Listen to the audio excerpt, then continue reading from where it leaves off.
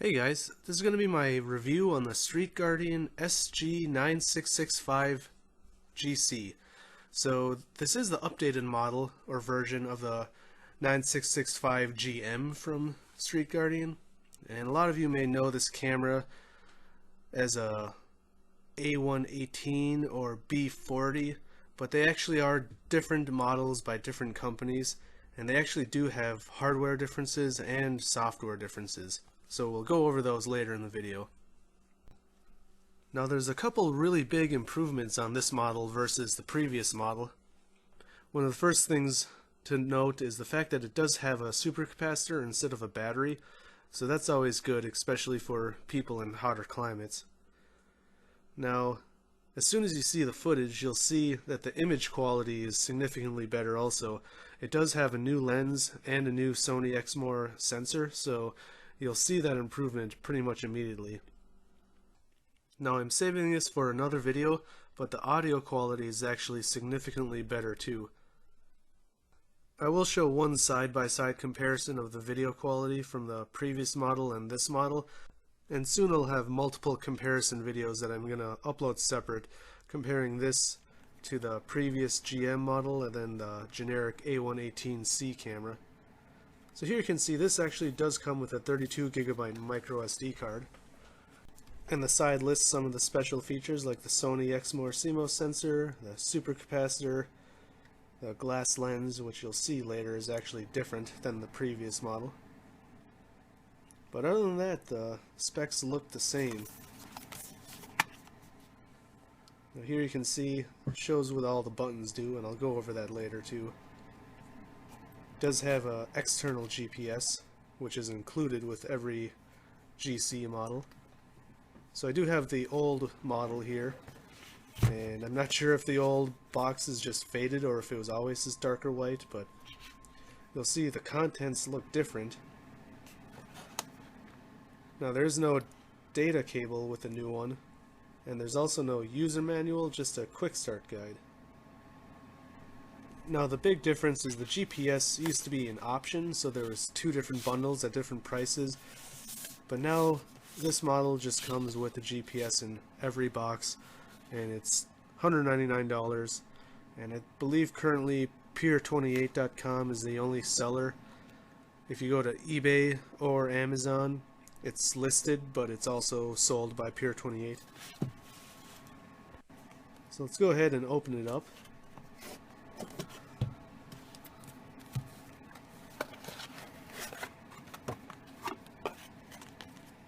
So there's a business card from Pier28. Pier28 was actually kind enough to send me this for review, so I appreciate that. There's a pouch that's included in each box. I actually have a few extras. This is one of them. So let's pull the camera out.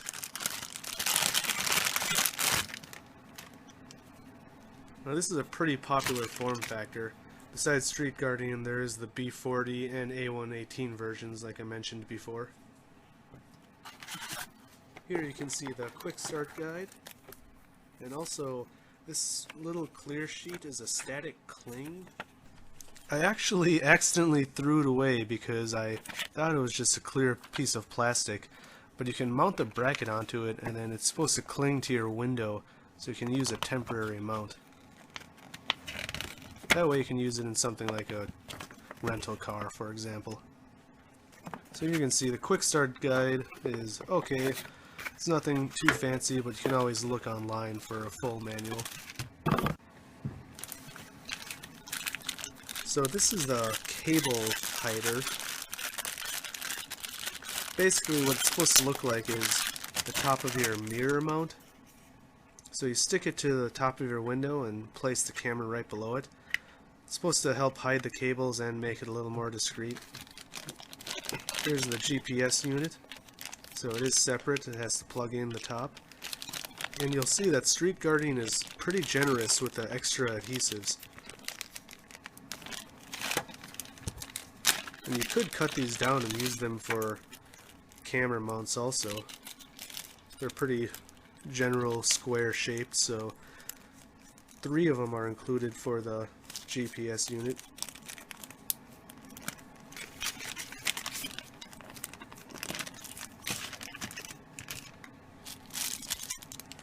Now the camera actually comes with two separate mounts. One of them is thicker. Street Guardian realized that there's some people that want this type of camera, but people like truckers have very vertical windows, and when they tried to tilt the lens to point correctly, it was hitting the glass, so they made a mount that was thicker, and that way that gives extra space for the lens to actually rotate fully. Now here you can see just the standard 12 volt socket charging cable or power cable.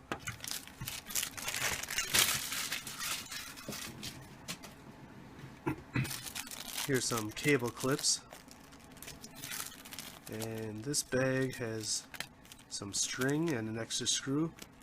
Now the string is for removing the adhesives. You can use it sort of like a saw if you want to remove the mount from your windshield. Here, this bag of goodies has all sorts of different things. It's got some Street Guardian stickers, an extra adhesive for the actual plate mount, some window wipes, micro SD card reader, some more stickers, and the yellow stickers are actually clear, so you could put those on a window or something and you'll only see the Street Guardian logo. The white ones actually have a white background. Now this adhesive is actually for the cable hider or cable organizer, and again that one was for the plate mount. So again, it comes with quite a lot of different accessories. So with the GPS unit, you do have to plug it in, and then you use the 3M adhesive on the back to stick it to your dashboard somewhere. And you do want to stick it to the dashboard and not your window, so that way you get a better signal with it facing up. So it can be pretty useful. It does show your speed, so you can turn that off if you don't like that. But also it does automatically set the correct time based on the GPS satellites, so that's pretty convenient. One of the best features of using GPS though would be using the registrator viewer. Now I'm not going to go into too much detail, but I'm just going to show a real quick clip of what it looks like. So now with the registrator viewer, which is a free download, you can just Google registrator viewer. You can not only just watch your clips, but it'll actually include the GPS information. So on each video clip it'll actually show your entire path. So you can actually click anywhere on that path and it'll jump to that specific point in the video, which I thought is pretty cool. It'll also show the G sensor movements and your speed. So overall it's a pretty useful feature if you want to go back and look at your video files. But like I said, I'm not going to go into too much detail with this software. I have in previous videos, and it is an optional feature that this camera supports. Now there is an optional accessory for hardwiring the camera. It's from Cell Power, which is basically the same company as Street Guardian. It's just a different brand under the same company, and it involves all of their hardwiring kits. So this is the first one that they've released, and as you can see it does have low voltage protection, so if you hardwire it to a permanently on fuse, it will cut the power if your car's battery is getting too low. And as you can see, it does support either 12 volt or 24 volts. I would personally highly recommend it. It's pretty easy to connect. The black wire goes to a ground, and then the red wire goes to any fuse, either permanently on or only on while the car's on. I always recommend getting a hardwiring kit if you can, because you don't really always want to have something connected to your cigar slot. So here I'm going to compare the previous model to the new one. From the front they pretty much look identical, but you'll actually notice the new one's on the left side. The words on the top of it are actually a little sparkly or reflective, so as I tilt it around you'll notice that the old model is just a flat white color, while the new one has reflection or sort of a rainbow type color to it. The A118C actually does have that new reflective look too. So on the top you can see the USB for the power, the video out, and the GPS in the middle. On the side you can see the memory card slots, The new model has the ventilation actually on the side, so that's pretty nice to keep the camera cool.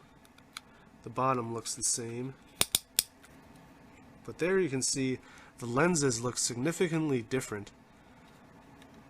So again, the old camera's on the right, the lens looks a lot bigger, but that doesn't necessarily mean better, so you'll see when I show a comparison.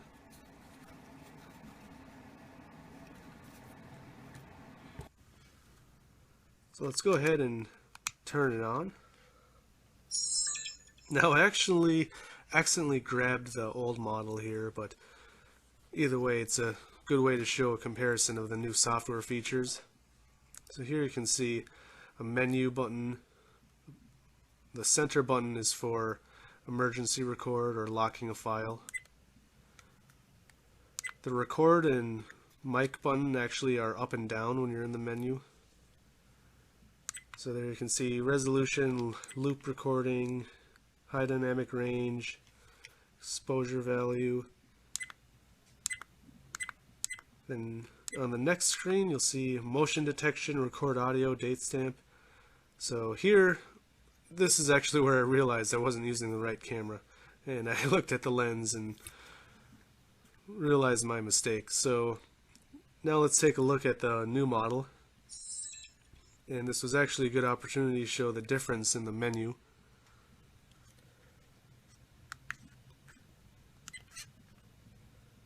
So the first screen is the same. Well, it says wide dynamic range instead of high dynamic range, but now we got all of these new features: brightness, contrast, saturation. So again, the motion detection, motion sensitivity,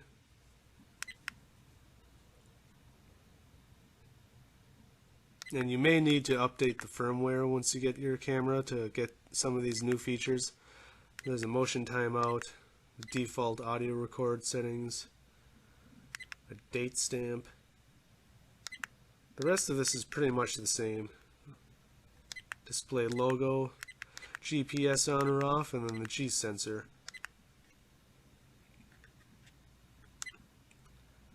So now to get to the other menu, these are more basic settings like date, time, time zone, boot delay for when you turn the car on, and auto power off for how long it stays on once you turn the car off.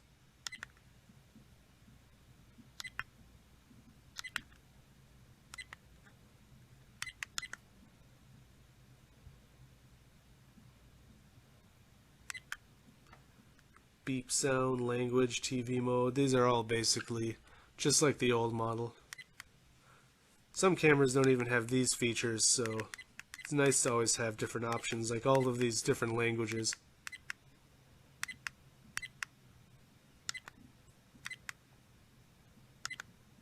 For whatever reason, the default was on PAL for my camera instead of NTSC.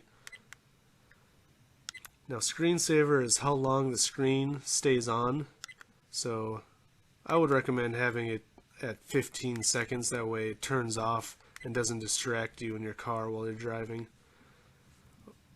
Format, default settings, car number, and then here we have the version. And that is the most up-to-date firmware as far as I know as of this video. So that's pretty much the whole menu. Now, something I didn't realize before, at least, was the fact that you can actually view the files on here. And the menu is a little complicated at first, but if you're not recording and hit the mic button, it'll actually bring up the files. So there you can see my hand moved away. That's not a live video, that's actually a recording. So I'm going to go ahead and show some actual video clips now. So this clip is just a pretty slow moving traffic clip, but what's nice about here is there's a lot of different stuff going on in the sidewalks and on the road.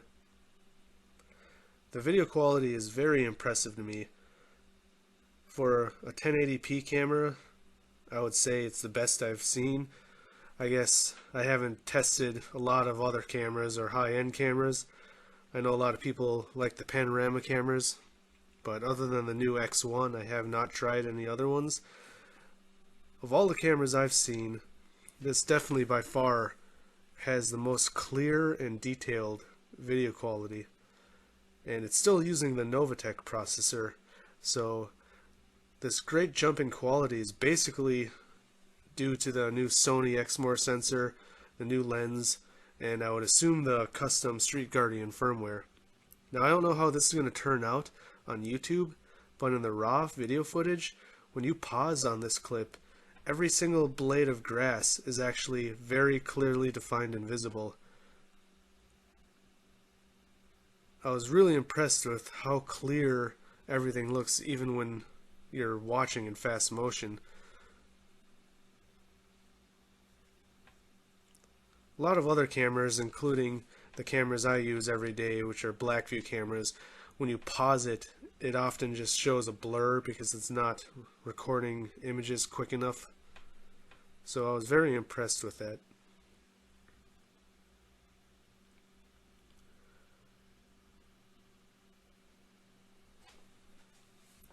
I've also had an issue with some cameras in the past where the focus seems very specific, like it's either too close or too far. I included this clip because you'll be able to see the very detailed definition up close, but also as I come down this hill, you can see all the buildings and structures way off in the distance, and they always seem to be in pretty good focus.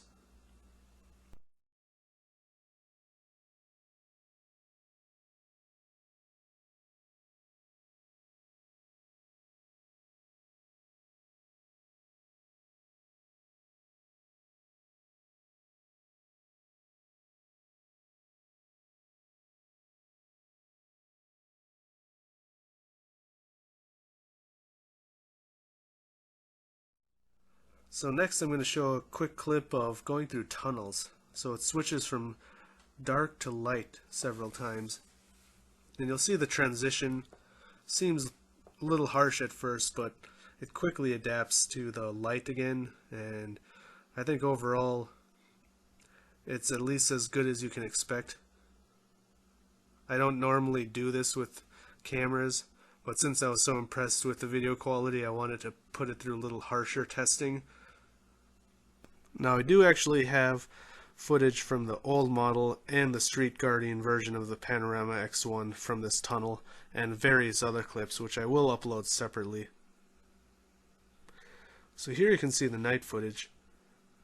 Again, night footage actually exceeded my expectations.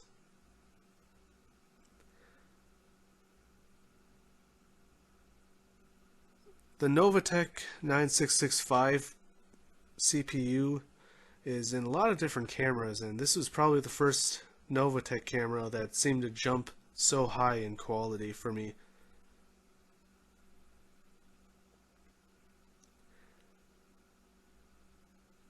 I think it picks up the dark areas very well, and all of the lights, like the lamp posts or the lights in the parking garage and buildings up ahead, look very well defined.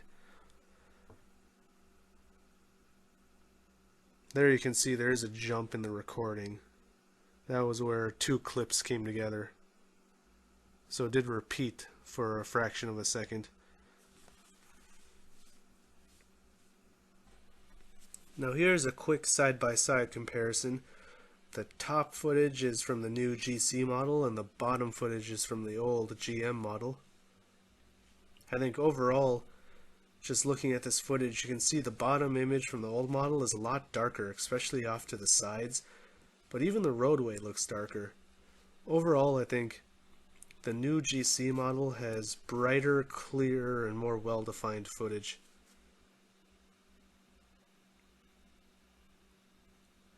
I am going to test the A118C and compare it with the GC model, and I will do a side-by-side video, or several videos. I haven't used the A118C yet. I do have it on hand, but I'm expecting it to be very comparable to the old Street Guardian model because they use the same hardware. They do use different firmware, but the old Street Guardian GM model isn't even for sale anymore, so there's no point in comparing those. So I will compare the A118C versus the new Street Guardian SG9665GC, which is quite a mouthful. But again, if you look at all of the lighting in this scene, it looks so much more clear, brighter, and well defined in the new footage. So I wanted to quick show what it looks like inside the car. Now the one on the left is actually the A118C. I just put it in my car as of recording this video. That's the Street Guardian on the right. And you can notice that the Street Guardian actually has a much brighter screen. It actually makes it easier to read the text even. Now from the outside you can tell it's a pretty discreet camera, which is why this camera is so popular. So overall, I really like this camera. I've always liked this form factor. The A118 or the B40 form factor has been around for a while now, and Street Guardian has really stepped it up to another level. The video quality and the audio quality is significantly better. So watch out for some videos I'm going to be uploading in the near future that will include both video and audio comparisons from this model and the A118C.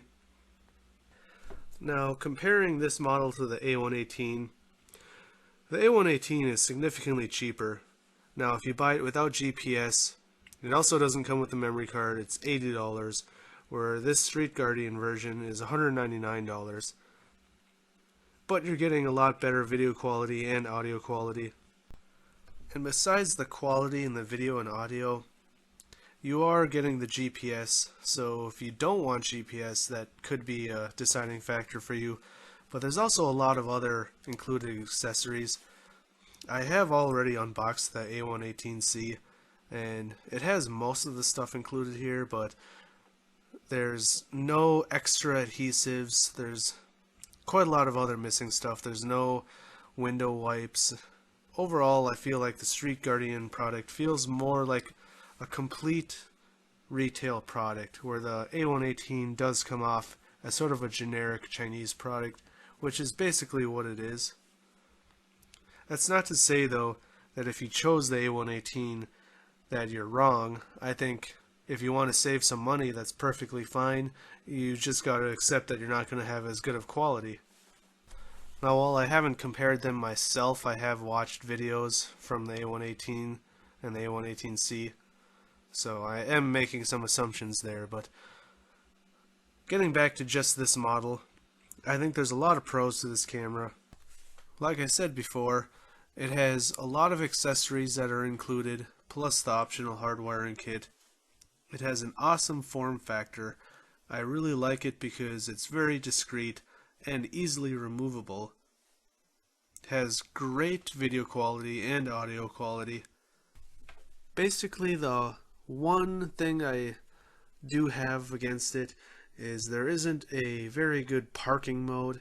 Now, technically there isn't really a parking mode. You can hardwire it to a permanent power source, but if you do, it's just going to constantly be recording. Now, if you use the motion sensor, it's supposed to be pretty much instant, but I tested it myself and I would say it's almost instant. Like I stuck my hand in front of the camera, then pulled it away, and it did start recording, but it still did miss my hand. More than likely, if a car backs up into you in a parking lot though, it's not going to instantly vanish. So it seems like it is actually good enough where it could capture a hit and run. Now, there are other cameras out there that buffer the recording, so if you're parked, it's not constantly saving recordings, but it does save the last 5 seconds always. So that way, if something sets off the motion sensor, it would record the previous 5 seconds and then another 25 or 55 seconds. So the Street Guardian ZC12 RC model does actually have that buffering feature. Some people don't even want a parking mode though, they just want recording while they're driving. Now, The hardwiring kit isn't specifically designed for recording while you're parked either. It will cut off at 11.6 volts in a normal car, and for some people that's far too low. So it's more recommended just for recording while you're driving. So if you're looking for a single channel camera that does have a good parking feature, I would check out Street Guardian's ZC12RC, basically their version of the Panorama X1. I have actually been using that camera for the last 3 weeks or so, so I will have a review on that also. I really like that camera and I really love the form factor even more than this camera. But I do think this camera does have slightly better video quality, so if you stay tuned you can see my video review on the next model. But overall I would still recommend this camera if you're looking for a single channel system that doesn't require a parking mode. So if these features fit your needs, I would highly recommend checking out this camera. As usual, I would like to thank all my viewers and subscribers. I really appreciate all of the likes and subscribes. It really motivates me to keep making these videos. So again, as usual, drive safe and I'll see you next time. Thanks for watching.